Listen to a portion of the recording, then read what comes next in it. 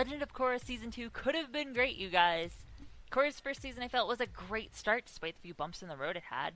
It was a solid way to introduce the cast of characters it did, and it was very aware of the maturity level of its audience from the start. Amon was a fully realized villain who was always threatening when he was on the screen, but it was very clear he wasn't just in it for the lulz. He had clear motivation, and he was fighting for something he believed in. And I felt Korra was a great new protagonist. She contrasted Aang rather nicely, and due to her personality, allowed Amon to show more of his. They're almost so good together I'd ship it, but the show does enough of that with Korra already. I didn't even mind Mako and his inability to make up his mind of who he wanted to be with. That whole conflict actually felt human to me. The ending of the season was mostly good too, though not without its flaws. Yeah, it was a little convenient that Amon didn't block her airbending, but I can see that being explained away. He hadn't even blocked an airbender before, and maybe taking away the bending feels different. Maybe he was too cocky. But the flaw that really sticks out in my mind was how Korra just overpowered the previously unstoppable psychic bloodbending.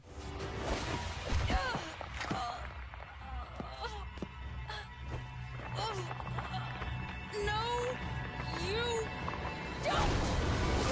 How did you do that? Why was no one else able to? You didn't even avatar state to pull it off. Ah, whatever. The rest was still good. Even if almost everyone lived happily ever after and everything was fixed in rainbows by the time it was over. So by the end of Season 1, Korra has dealt with her fear of losing her bending. She's learned energy bending, she has access to all 4 elements, she has access to the avatar state, and is considered a hero by Republic City. And that sums up everything she went through going into Season 2. So now on to Season 2. Hooray. So before we start taking a closer look, I'd like to throw out there that this season isn't completely without merit. There's still several good ideas, stories, and characters that help keep this season from being a waste of about 322 minutes of your time. Because these moments are essentially diamonds in the rough, I'll make sure to bring them to light when they come up. So if you were a fan of Korra Season 1, get ready to groan, and if you weren't, get ready to point and laugh because I doubt this season will win you over. Now this season makes me angry, so I will probably be swearing a lot, so let that be a warning. Oh, and I will be spoiling, everything. So, if you haven't seen Season 2 yet and don't want to be spoiled... This is as far as we go. So we start out the season with 2 men on a boat, and they're having a bit of small talk. The old guy decides to scare the shit out of him with some tale, but then all of a sudden there's something weird in the water. Oh shit. Well, that's gonna be a problem. It looks like spirits are now dragging down boats like they're krakens. So Season 2 starts off by kindly letting us know how everyone is doing.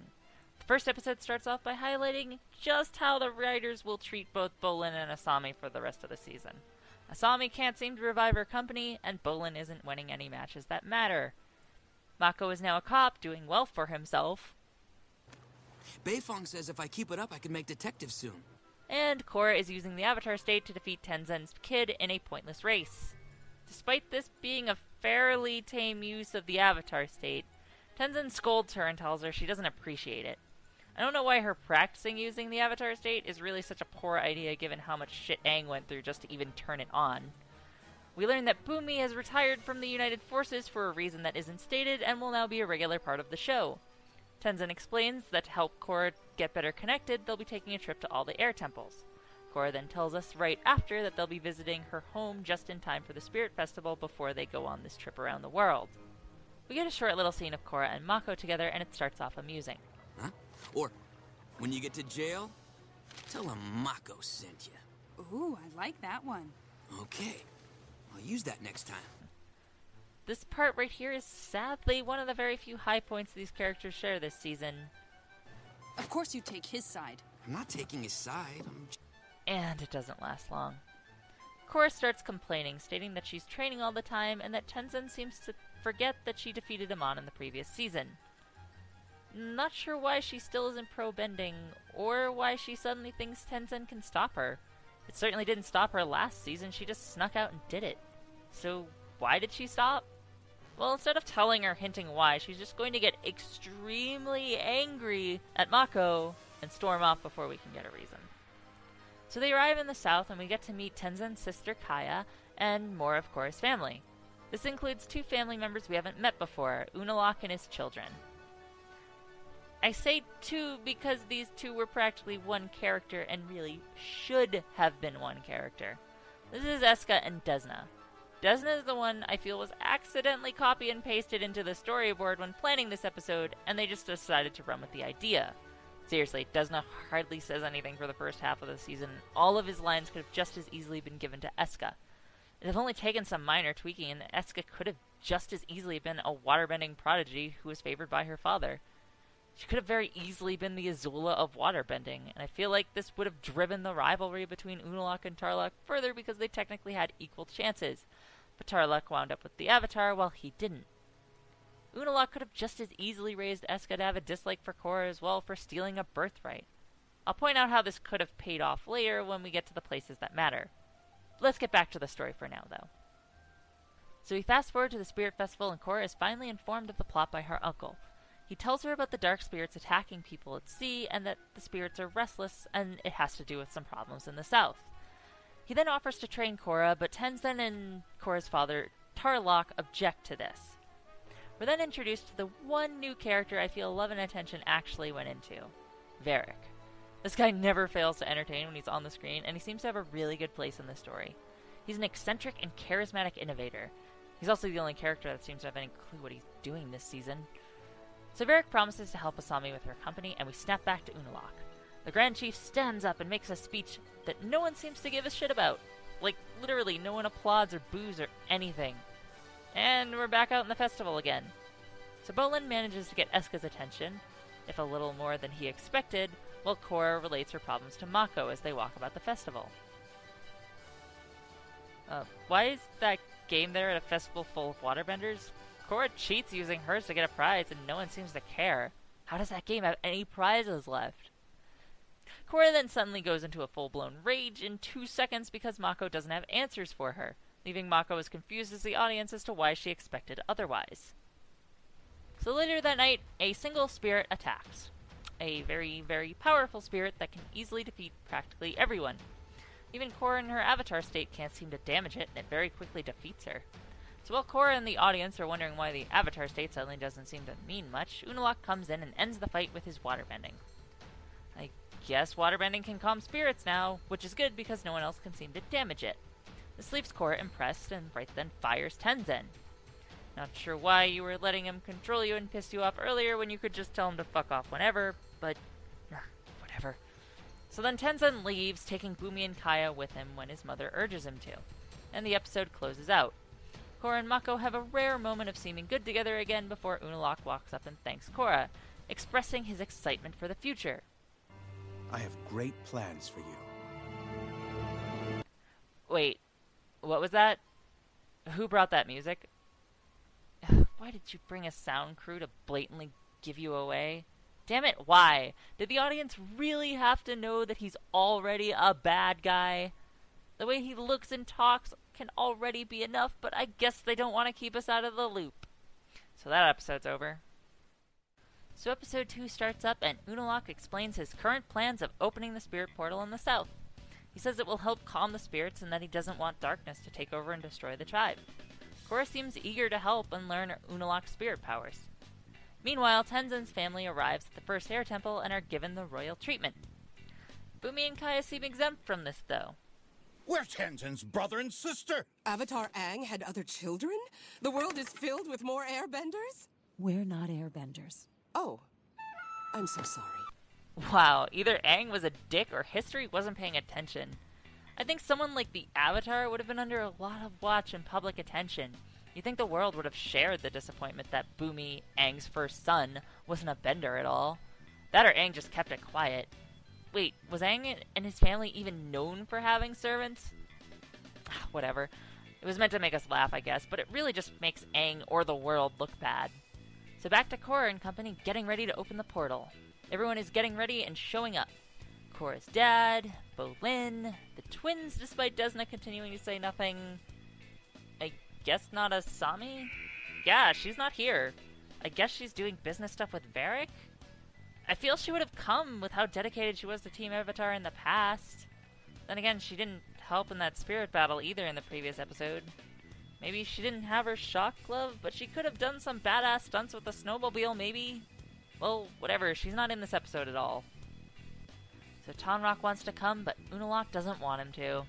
They argue for a bit, and Unalaq brings up something about ignoring warnings.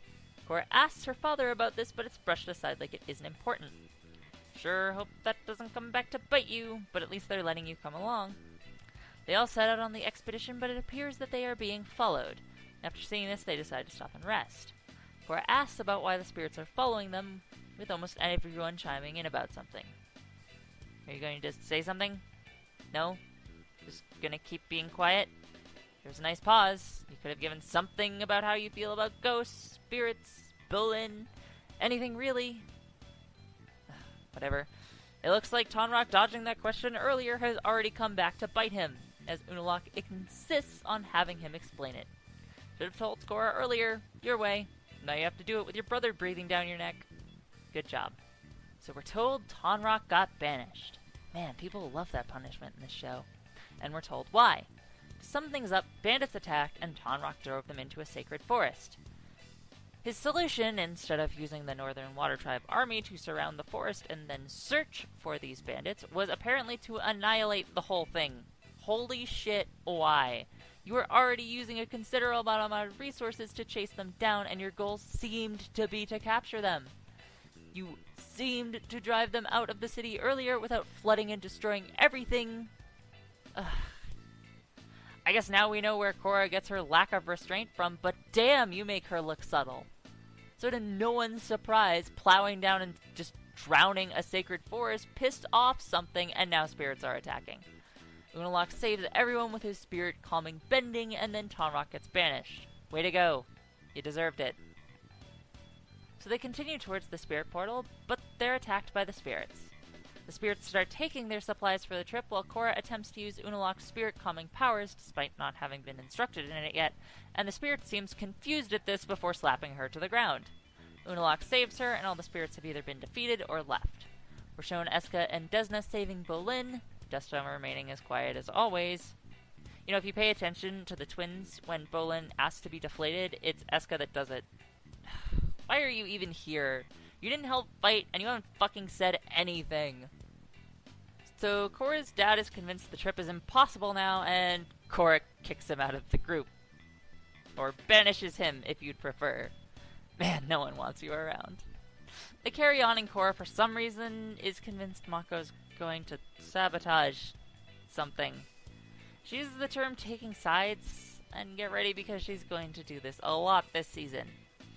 They arrive at the spirit portal, and Korra is told to open it up. Unalaq expresses confidence in Korra being able to open it, which easily inspires her to try. She works her way in, but's attacked by some spirits, but she outmaneuvers them a little bit with some crafty waterbending.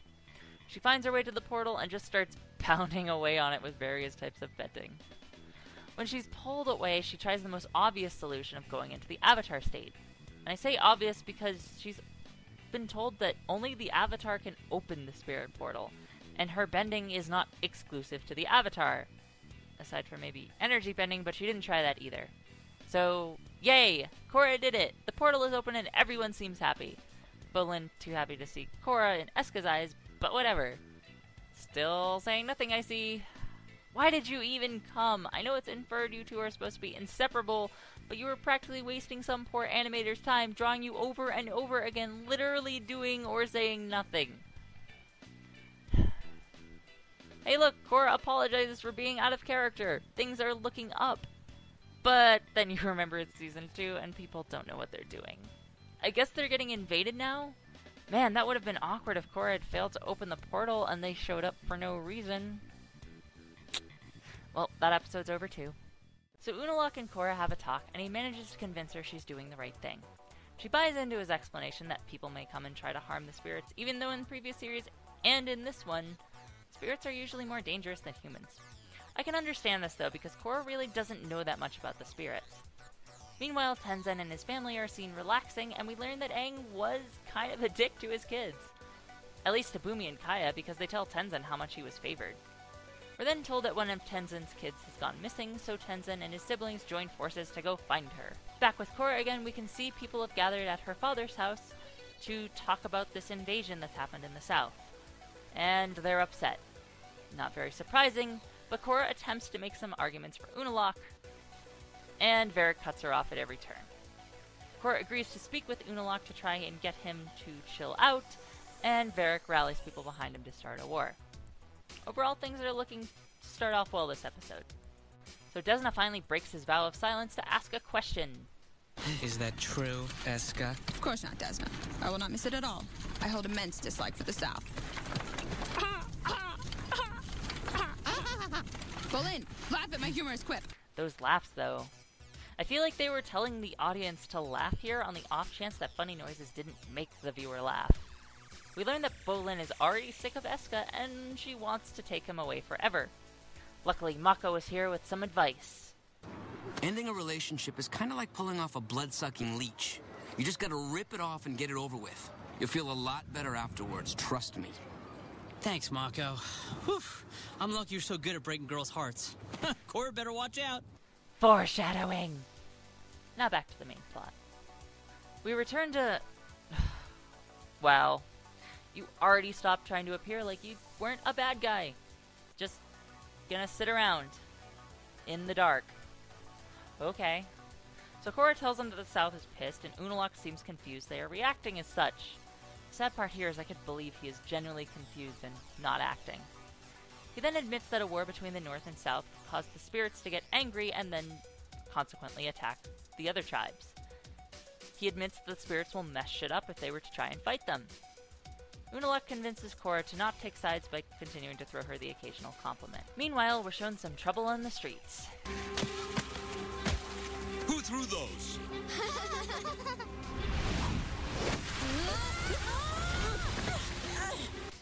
Wow, those Northerners just tried to kill some kids who threw snowballs.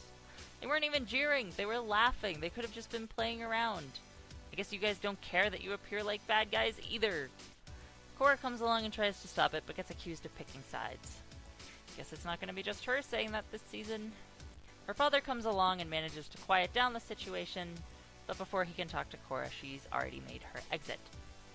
We return to the search for Tenzin's daughter. We're told once more that Tenzin was the favorite, and he's teased as we transition back to Korra, frustrated she can't stop the tension between Unalaq's forces and the South. Mako offers to take them out to dinner, but apparently he wasn't committed to that idea as we see Bolin, Desna, who is now wearing Eska's makeup apparently, and Eska have joined them. Bolin's not doing so hot at the whole breaking up thing. He pleads for help because his character isn't good at accomplishing anything this season. Back once more to the search for Tenzin's daughter. Tenzin's fed up with Bumi and tells him to shut up. Though Bumi's response here kills me. It was supposed to inspire you. Clearly you know nothing about being a leader of men. That's probably why the Avatar fired you. Are we sure he's not a firebender? Because that had to burn. Yeah, I went there. Anyway, they find footprints and Bumi decides to take a different route. His siblings follow and he winds up falling. Oops. Korra bumps into her mother and the two start talking. It's strange because I like her mother's voice, but she talks like she's hiding inside of a closet and doesn't want you to hear her. Your father doesn't know I'm here. Honey, it breaks my heart to see our family being torn apart like this. I don't know, but I don't want you getting caught in the middle of it. She tells Korra to stop expecting to solve the war in a day and drops a hint that her father might get involved in the plot to kidnap Unalaq. Korra rushes off to save the day, though. She luckily gets there before Unalaq is taken away and mistakes one of the kidnappers for her father. Despite addressing this man as her father, he shows no surprise or indication of confusion about what Korra is saying. Might have been to deter Korra from attacking, but who knows. They try to escape with Unalaq and Korra easily defeats them all. Korra finds out that the man isn't her father, and he calls her father and her a traitor in front of Unalaq, who is shown being very much conscious, and even starting to get to his feet. He thanks Korra for being there, and then just tries to lock them all up. Korra warns him not to do something so stupid, and at least hold the trial. I once again cannot tell if Unalaq is just being stupid or honestly expects Korra to stop him. I believe it's the former, though, because we all know Korra isn't the best diplomat. Korra goes home and apologizes to her father, and then Unalaq shows up. And good job. You really are stupid. You were there and conscious when one of the rebels admitted that Tonraq refused to take part. And Korra saw that. You had her on your side, now you're going to throw that away. You're a shitty mastermind.